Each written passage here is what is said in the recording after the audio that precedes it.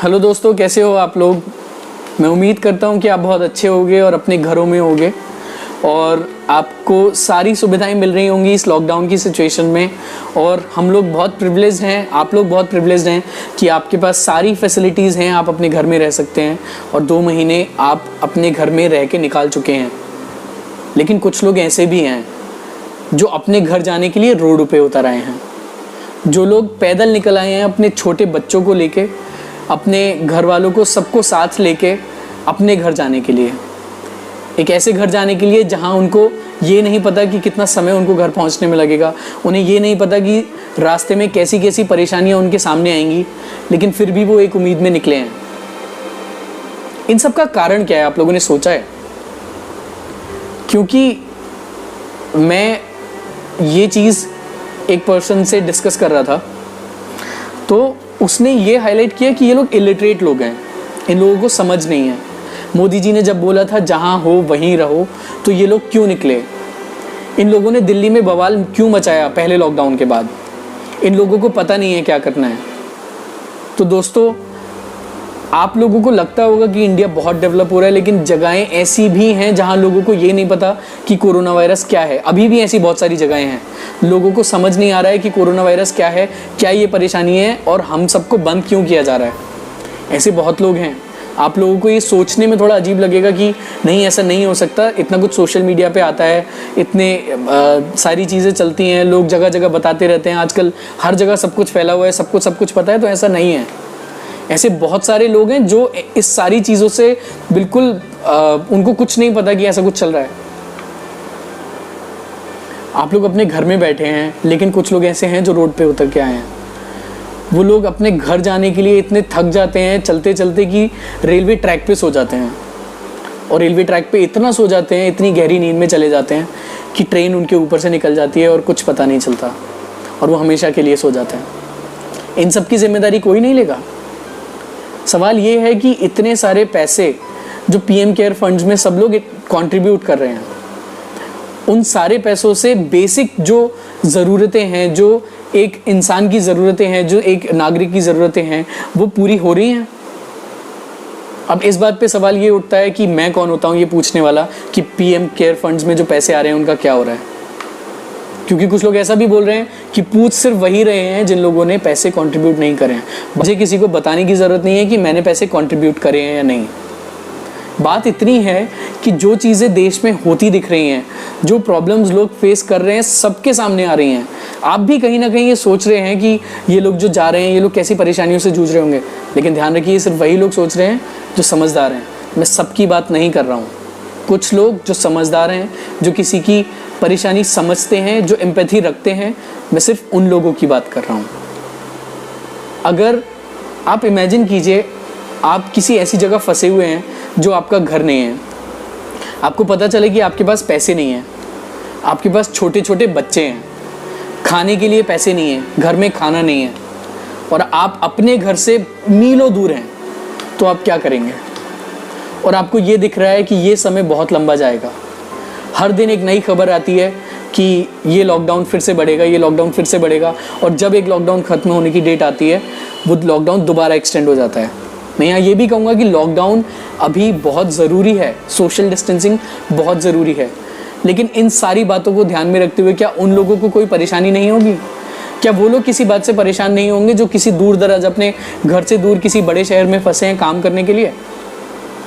जब उनको ये दिख रहा है कि उनके पास पैसे नहीं है, खाने के लिए कोई खाने की चीज़ नहीं है, छोटे बच्चे उनके घरों में, तो वो घर से बाहर ही निकलेंगे ना, जहाँ वो रहते हैं, अपने घर जाने के लिए। तो सर, वो लोग अगर ये कोशिश कर रहे हैं अपने 1 साल 2 साल के बच्चों को गोद में लेके 500-500 किलोमीटर चलने के लिए निकले हैं, तो वो बेवकूफ़ नहीं है। वो इसलिए नहीं निकले हैं कि वो इलिटरेट हैं और अनएजुकेटेड हैं। वो इसलिए निकले हैं क्योंकि उन्हें अपना परिवार बचाने का दिख रहा है सिर्फ, और वो लोग रोड पे इसीलिए आए हैं। और ये सारी परेशानियां, ये सारी बातें लोग रोड पे आ रहे हैं, ये पिछले 2 महीने से चल रही हैं।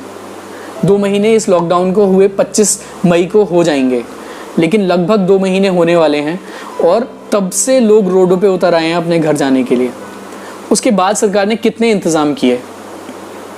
पीएम केयर फंड्स में जो पैसे आ रहे हैं, उन पैसों से बेसिक ज़रूरतें अभी जहाँ पे हैं, जो लोग परेशान इन चीज़ों से परेशान हो रहे हैं, इस कंडीशन से परेशान हो रहे हैं, उन लोगों के लिए सरकार क्या कर रही है? कुछ नहीं। मैं एक चीज़ कहना चाहता हूँ कि एक सेलिब्रिटी हैं सोनू सूद, वो गवर्नमेंट से परमिशन लेके 10 बसें चला के 350 लोगों को उनके घर भेज रहे हैं। तो वो एक इंडिविजुअल जो किसी गवर्नमेंट के पास जाके परमिशन लेके अपनी कॉस्ट पे किसी को घर भेज रहा है, तो सरकार उसको अलाउ कर रही है। हालांकि वो सोशल डिस्टेंसिंग का ध्यान रख रहे हैं, लेकिन फिर भी सरकार ऐसे लोगों को अलाउ कर रही है। मतलब बसेस चलना पॉसिबल है, लोगों को घर ले जाना पॉसिबल है। कमी है तो सिर्फ इच्छा की। सरकार ये सोचती है अगर कोई इंसान अपनी पॉकेट से पैसे लगा के किसी को घर भेज सकता है तो सरकार क्यों नहीं भेज सकती। मैं आप लोगों को कुछ नंबर्स बताऊंगा तो आपको पता चलेगा कि क्या ये चीज़ पॉसिबल है या नहीं। अगर हम दिल्ली ट्रांसपोर्ट कॉरपोरेशन की बात करें तो उन लोगों के पास 6200 बसेस हैं।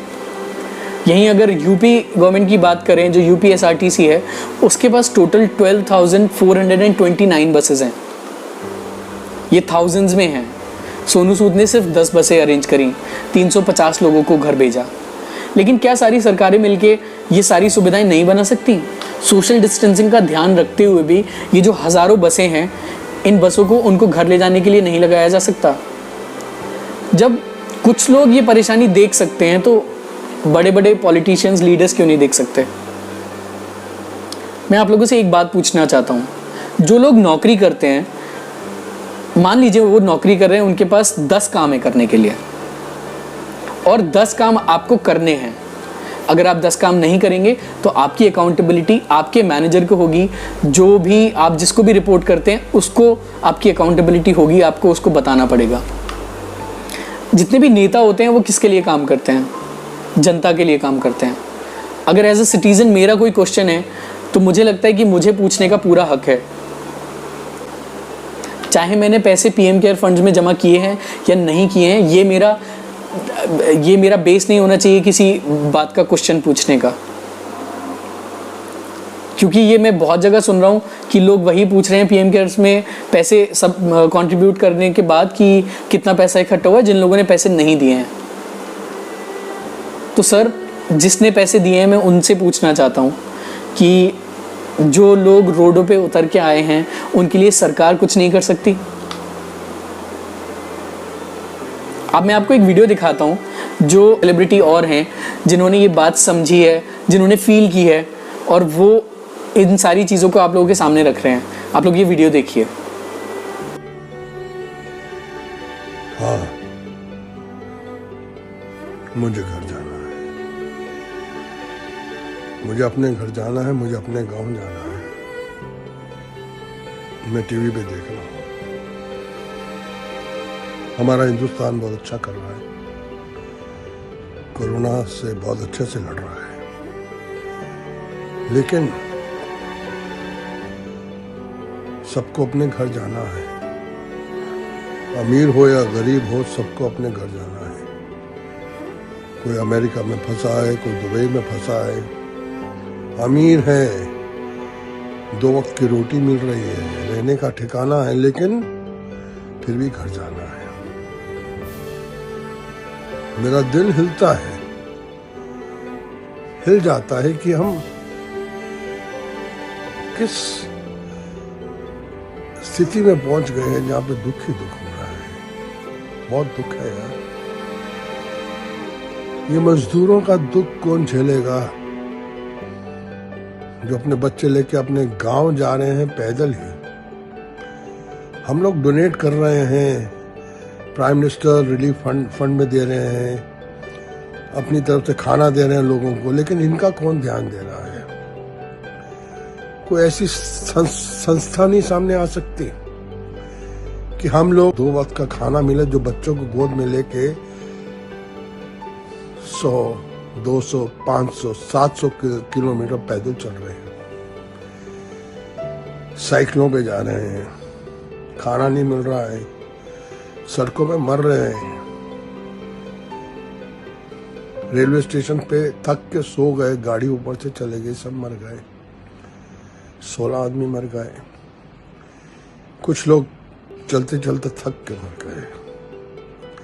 मेरी एक ही दरख्वास्त है, अब मैं जो करूंगा सिर्फ उन मजदूरों के लिए करूंगा और सरकार से कहूंगा कि इनका पैदल जाना बंद करो, इनको खाना दो, इनको रहने की जगह दो, इनको घर पहुंचाओ। ये लोग अभी कोरोना समझते हैं, अभी वो ध्यान भी दे रहे हैं, उनको और हम लोग समझाएंगे, लेकिन उनको खाना दो, जगह दो रहने की, उनको घर पहुंचाओ। मुझे घर जाना है, मुझे घर जाना है, मुझे घर जाना है। कोई ऐसी संस्था बताओ जहां हम लोग हिंदुस्तान के तमाम वो लोग उनकी मदद कर सकें और हम वहाँ अपना पैसा पहुँचाएं। मुझे घर जाना है, मुझे घर जाना है, सबको घर जाना है। आप लोगों ने ये वीडियो देखा, ऐसा नहीं है कि कुछ लोग ये बात समझ रहे हैं कि लोग परेशान हैं जो रोडों पे चल रहे हैं, बहुत लोग ये बात समझ रहे हैं। अभी अगर हम बात करें तो कंट्री में सारे बिजनेसेस, सारे मैन्युफैक्चरिंग प्लांट सब बंद करवा दिए थे और लोगों को बोला गया था कि अपने कर्मचारियों को नौकरी से ना निकालें, उनको पूरी तनख्वाह दें। लेकिन आप लोगों को ये नहीं लगता है कि ये जो लिकर सेल का जो गवर्नमेंट ने अभी एक डिसीजन लिया लॉकडाउन के पीरियड में, जबकि आपको पता है कि शराब एक लत है, लोग बुरी तरह टूट पड़ेंगे और सोशल मीडिया पे ये सारे डिसीजंस फाइनल होने से पहले ही बहुत सारी चीज़ें उठ, तो ये बात तो सबको पता थी। जिस दिन ठेके खुलेंगे, जिस दिन दारू की दुकानें खुलेंगी, शराब की दुकानें खुलेंगी, उस दिन भीड़ उमड़ेगी, ज़रूर उमड़ेगी। तो 40 दिन 45 दिन जो लोग लॉकडाउन में अपने घरों में रहे, जो दूध भी लेने जाते थे तो मास्क लगा के जाते थे, सोशल डिस्टेंसिंग का ध्यान करते हुए जाते थे, उन सब की मेहनत का क्या? इतनी सारी वीडियोस दारू को लेके, इतनी सारी भीड़ दारू को लेके लोग दुकानों के बाहर लगा रहे हैं, जहाँ पे सोशल डिस्टेंसिंग की धज्जियां उड़ाई जा रही हैं।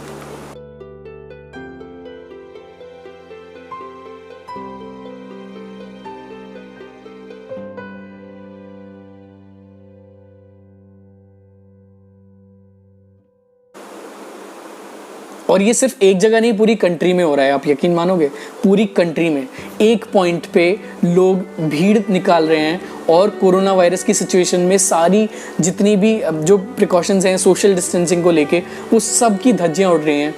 तो फिर ये डिसीजन अच्छा रहा या गलत? लेकिन मैं ये पॉइंट भी बोलूँगा कि ये डिसीजन क्यों लिया। सरकार को ऐसा लगता है कि उनके पास फंड नहीं था, उनका रेवेन्यू कम हो रहा था, और शराब एक ऐसी चीज़ है जिसका जो रेवेन्यू का एक बहुत बड़ा पार्ट वहाँ से आता है। तो मान लीजिए आप एक कंपनी है, हम सरकार को एक कंपनी की तरह लेते हैं, और वो कंपनी ऐसी है जिसके अंदर बहुत सारे कर्मचारी हैं और उसका व्यापार जो है वो टैक्सेस हो गए, जो पेनल्टीज़ हो गई, उनसे उसको पैसे आते हैं।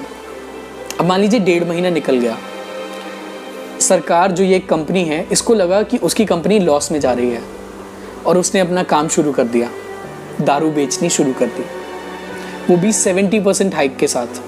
दामों, जो दारू के दाम हैं वो बढ़ा दिए। तो आप अपने रेवेन्यूज तो जनरेट कर रहे हैं, लेकिन जो लोग अपना बिजनेस चलाते हैं, जो लोग काम करते हैं, जो लोग मैन्युफैक्चरिंग करते हैं, जो लोगों की कंपनीज हैं, वो लोग लॉकडाउन की सिचुएशन समझ रहे हैं, पिछले 42 दिन 45 दिनों से बंद हैं, सारी चीज़ें फॉलो कर रहे हैं, उन सब का तो सब वेस्ट हो गया। आपने अपना रेवेन्यू बना लिया।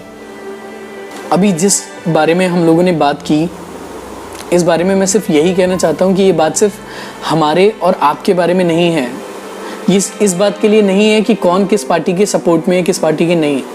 बात सिर्फ इतनी सी है कि जो लोग इस परेशानी से जूझ रहे हैं, उन लोगों को किसी भी तरह से सपोर्ट मिले, किसी भी तरह से उन लोगों के लिए ऐसी फैसिलिटीज़ अरेंज, ऐसी सर्विसेज अरेंज हों कि वो लोग अपने घर पहुँच सके, उन लोगों के रहने की व्यवस्था की जाए, जो लोग जहाँ पे भी फंसे हुए हैं या फिर जो लोग अपने घर जाना चाहते हैं, उनको एक प्लान बनाया जाए, उन लोगों को सोशल डिस्टेंसिंग के साथ उनके घर पहुंचाया जाए। हमारे पास सरकारी व्हीकल बहुत सारे हैं, जब लोग प्राइवेट बसेस लेके रेंट पे लोगों को घर भेज सकते हैं, तो फिर सरकार क्यों नहीं। आई होप कि आप सब लोगों को इस वीडियो का पर्पस समझ आया होगा, और जो लोग भी मेरी बात से एग्री हैं, आप लोग कमेंट करके मुझे ज़रूर बताइए कि आप लोगों को भी ये लगता है या नहीं कि ऐसी सर्विसेज स्टार्ट होनी चाहिए, सरकार को इस तरफ देखना चाहिए या नहीं देखना चाहिए।